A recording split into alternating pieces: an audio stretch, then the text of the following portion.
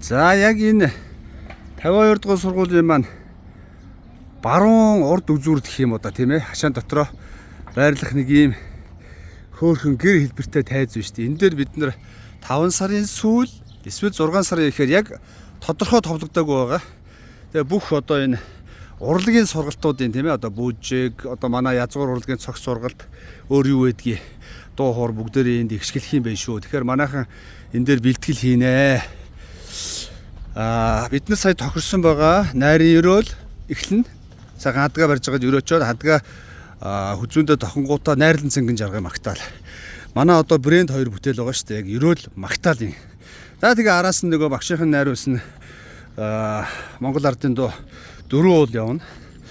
Тэгээ араас нь харин юу ах вэ? Булгаар хөрөн цүнхүү өшөө өөр нэг бүтээл хуурдаад төгсгөлд нь энэ хэд ч одоо жалам хар хуурдыг л томроод ич чадах юм уу яах вэ?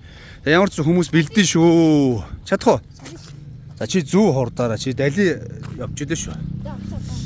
За тэгэж хийхээр тохирсон байгаа шүү. Тэг өнөөдөр бид нар бас жалам харын бэлтгэлийг жижигүүд маань хийж үзсэн.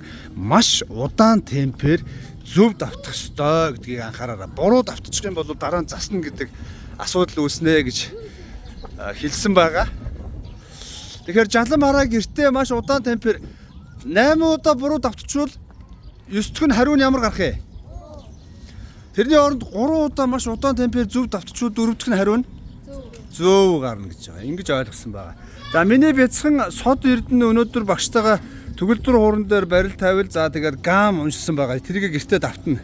Гэртээ найрын өрөөл. Найрлан цэнгэн жаргал магтаал, тийм үү? За тэгээд би чамд хэлсэн байгаа шүү дээ. Нөгөө булгаар хөрөн зүг 4 уулаад уул сурна шүү дээ. Ойлгосноо? Оо аргацсан байна шүү дээ, тий. За.